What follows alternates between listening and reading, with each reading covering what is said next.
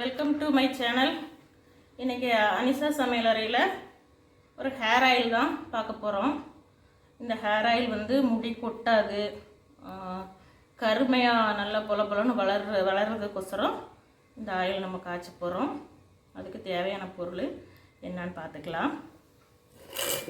ஒரு அலோவேரா, இதை வந்து நல்ல மேலே தோல் சீவிட்டு வச்சுருக்கேன். இனி இதை வந்து நம்ம இந்த ஜூஸை மட்டும் எடுத்துக்கலாம். அடுத்து செம்பருத்தி பூ, வெள்ளை செம்பருத்தியும் ரெட் கலரும் எடுத்துருக்கிறேன். ஒரு கொத்து கருவேப்பிலை, ஒரு கட்டு கரிசலாங்கண்ணி, கொஞ்சம் மருதாணி, 2 லெமன், கொஞ்சமாக சின்ன வெங்காயம். சின்ன வெங்காயத்தை உரிக்க வேண்டாம், அப்படியே போட்டுக்கலாம். பெரிய நெல்லிக்காய். அடுத்து கருஞ்சீரகம் இப்படி பொடி பண்ணி வச்சுக்கோங்க. இந்த கருஞ்சீரகம் வந்து நல்ல முடி கருப்பாக வரும். அது மட்டும் இல்லாமல் சளி பிடிச்சிக்காது, அதனால் இந்த கருஞ்சீரகம். அடுத்து ஆயில் என்னன்னு பார்த்தீங்கன்னா, செக்கையில் ஆட்டின தேங்காய் எண்ணெய் 1 லிட்ரு, நல்லெண்ணெய் 1/2 லிட்ரு,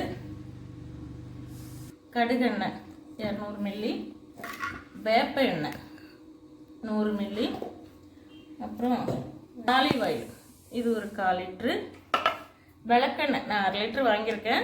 1/4 லிட்ரு மட்டும் நம்ம இதில் சேர்த்துக்கலாம். 1/2 லிட்ரு நம்ம சமையலுக்கு யூஸ் பண்ணிக்கலாம். 3 ஸ்பூனு வெந்தயம் போட்டு ஊற வச்சுருக்கிறேன். இந்த வெந்தயத்தையும் சேர்த்துக்கலாம். இந்த கருஞ்சீரகத்தை நம்ம ஆல்ரெடி பவுட்ரு பண்ணி வச்சுட்டோம்.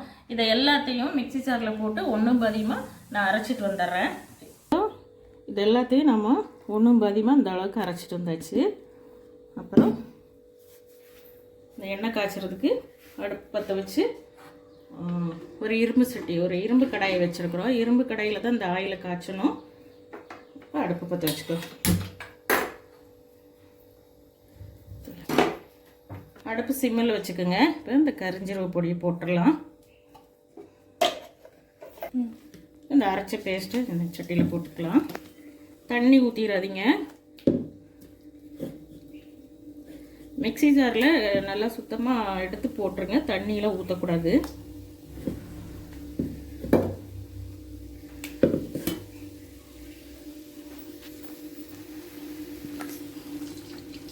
தேங்காய் எண்ணெயை இப்போ நம்ம ஊற்றுறோம்.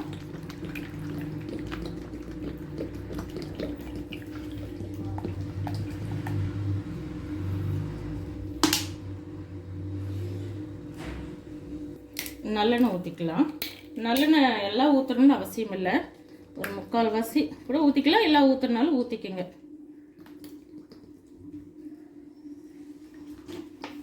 நான் இந்த அளவுக்கு ஊற்றிருக்கிறேன், கொஞ்சோண்டு வச்சுருக்கிறேன். அடுத்து கடுகெண்ணெய், இது வந்து 200 மில்லி. எல்லாமே நான் ஊற்றிட்டேன்.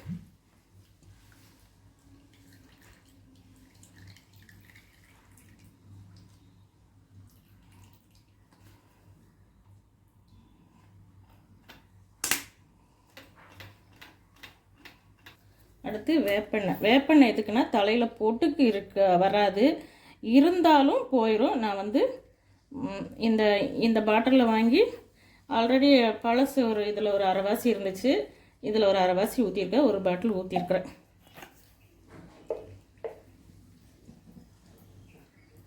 அடுத்து ஆலிவ் ஆயில் ஊற்றுறேன்.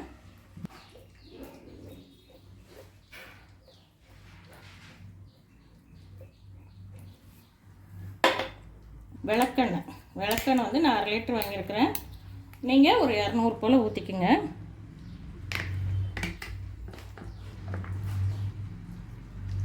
இப்போ இதெல்லாம் சிம்மில் வச்சு நீங்கள் மெதுவாக இதெல்லாம் கிளறி விடுங்க. இதெல்லாம் போட்டதுனால எண்ணெய் ரொம்ப ஹீட் ஆகும்போது ரொம்ப ஜாக்கிரதையாக கிளறணும், பொங்கி வடிஞ்சிரும். இந்த சாறு ஃபுல்லாக இறங்கினா போதும். எண்ணெய் நல்லா ஹீட் ஆனதும் இறக்கிடலாம், கொதிக்கணும்னு அவசியம் இல்லை.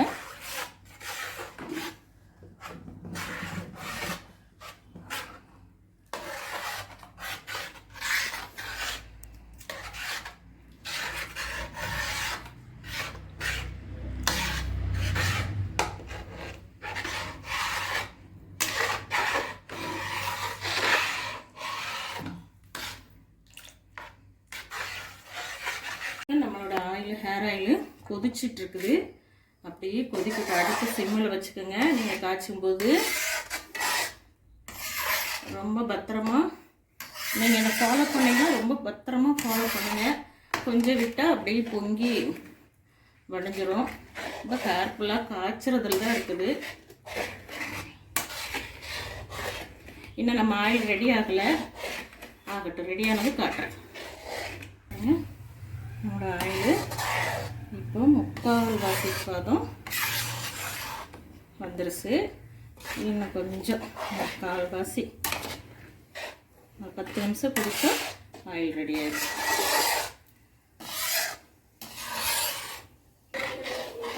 இன்னும் எண்ணெய் ரெடி ஆகலை ஆயில். இப்போ இந்த ஸ்டேஜில் நாம் கொஞ்சம் துளசி இதை அப்படியே போட்டுக்கலாம்.